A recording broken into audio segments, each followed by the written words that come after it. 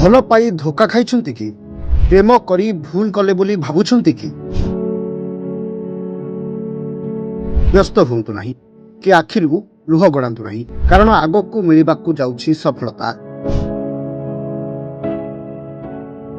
ଆପଣାନ୍ତୁ କିଛି ଚାଣକ୍ୟ ନୀତି, ଦେଖିବେ ଜୀବନରେ ନିଶ୍ଚିତ ସଫଳ ହେବେ।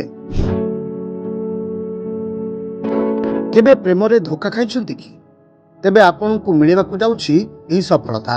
ହଁ ଆଜ୍ଞା, ଅନେକ ସମୟରେ ଅନେକ ଜଣ କୁହନ୍ତି ଭଲ ପାଇ ଭୁଲ କରିଦେଲି। ଯେଉଁ ପ୍ରେମକୁ ପାଇବା ପାଇଁ ଏ ମଣିଷ 7 ତପସ୍ୟା କଲା ପରେ ବି ନିଜ ପ୍ରେମକୁ ପାଇଥାଏ, ଆଉ ସେହି ପ୍ରେମ ଯେତେବେଳେ ନିଜକୁ ଛାଡ଼ି ଚାଲିଯାଏ, ଏ ଆଖିର ଲୁହ କେବଳ ନିଜ ସାଥିରେ ରହିଥାଏ।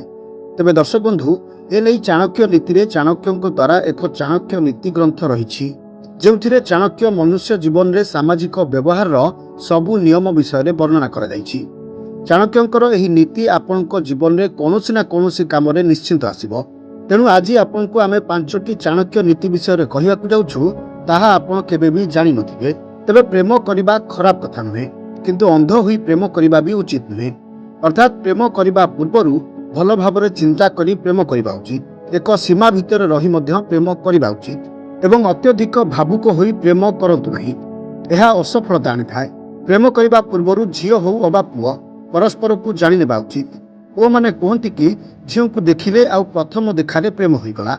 ପ୍ରକୃତ କଥା ହେଲା, ପ୍ରଥମ ଦେଖାରେ କେବେ ପ୍ରେମ ହୁଏ ନାହିଁ, କାହିଁକି ନା ଆମେ ପ୍ରେମର ଅର୍ଥ ପୂରାପୂରି ଭାବରେ ବୁଝିପାରୁନାହୁଁ। ପ୍ରଥମ ଦେଖାରେ ଯେଉଁ ପ୍ରେମ ହୋଇଥାଏ, ତାହା କେବଳ ସୁନ୍ଦର ଚେହେରା ଓ ଶାରୀରିକ ଗଠନକୁ ଦେଖି ହୋଇଥାଏ। ଏହି ପ୍ରେମ ଚିରସ୍ଥାୟୀ ହୋଇନଥାଏ। ସେହି ସମୟରେ ଗୋଟିଏ ସୁନ୍ଦର ଝିଅକୁ ଦେଖିଲେ ପ୍ରେମ ହୋଇଥାଏ। ଏମିତିରେ କିଛି ଝିଅ ନିଜର ସୁନ୍ଦରତାର ଫାଇଦା ମଧ୍ୟ ଉଠାଇଥାନ୍ତି। ସେଥିପାଇଁ ଝିଅର ସୁନ୍ଦର ରୂପ ଓ ଚେହେରାକୁ ଦେଖି ପ୍ରେମ କରାଯାଏ ନାହିଁ। କୌଣସି ଝିଅ ଚାଲାକ, ଚତୁର, ସୁନ୍ଦର ଓ ସଂସ୍କାରୀ ହୋଇଥିଲେ ତେବେ ସେହିଭଳି ଝିଅକୁ ପ୍ରେମ କରିବା ଉଚିତ। ଖାଲି ସୁନ୍ଦରତାକୁ ଦେଖି ପ୍ରେମ କଲେ ଜୀବନ ନର୍କରେ ପରିଣତ ହୋଇଥାଏ। ଏଥିପାଇଁ ଝିଅମାନେ ଚାଲାକ ଓ ସମ୍ମାନ ଦେବା ଯୋଗ୍ୟ ହୋଇଥିବା ଆବଶ୍ୟକ। ଆଜିକାଲି ଏହି ଯୁଗରେ ଗୋଟିଏ ଝିଅ ଗୋଟିଏ ପୁଅଙ୍କ ସହ କଥା ହେବା ସମୟରେ ଆଉ ଗୋଟିଏ ପୁଅ କଥା ଭାବୁଥିବ, କିନ୍ତୁ ଆଉ କାହାକୁ ଭଲ ବି ପାଉଥିବ। ଏଭଳି ଚିନ୍ତାଧାରାର ଝିଅମାନଙ୍କୁ ବିବାହ ପରେ ମଧ୍ୟ ଦେଖିବାକୁ ମିଳିଥାଏ। ଆଜିକାଲି ଜମାନାରେ କିଏ ସାଙ୍ଗ ସହ ଫେରାର ହୋଇଯାଇଛି ତ ଆଉ କିଏ ପୁଣି 2ଟି ପିଲାଛୁଆ ହେଲା ପରେ ବି ନିଜ ସ୍ୱାମୀକୁ ଛାଡ଼ି ପ୍ରେମିକ ସାଥିରେ ଫେରାର ହୋଇଯାଇଥାଏ।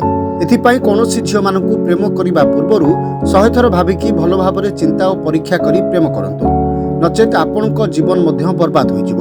କଥାରେ ଅଛି, ଲଭ୍ ଇଜ୍ ଗଡ୍, ଅର୍ଥାତ୍ ପ୍ରେମ ହିଁ ଭଗବାନ। ପ୍ରେମ କରୁଥିବା ଝିଅ କିମ୍ବା ପୁଅ ଖରାପ ହୋଇନଥାନ୍ତି। ଏଥିମଧ୍ୟରୁ କିଛି ପୁଅ ଓ କିଛି ଝିଅ ଖରାପ ହୋଇଥାନ୍ତି, କାରଣ ସେମାନେ ପ୍ରେମର ସଂଜ୍ଞା କ'ଣ ବୁଝିପାରିନଥାନ୍ତି। ତେବେ ପ୍ରେମ କରିବା ପୂର୍ବରୁ ପରୀକ୍ଷା ନିରୀକ୍ଷା କରି ପ୍ରେମ କରନ୍ତୁ, ନଚେତ୍ ଆପଣଙ୍କ ଜୀବନ ବର୍ବାଦ କରନ୍ତୁ ନାହିଁ।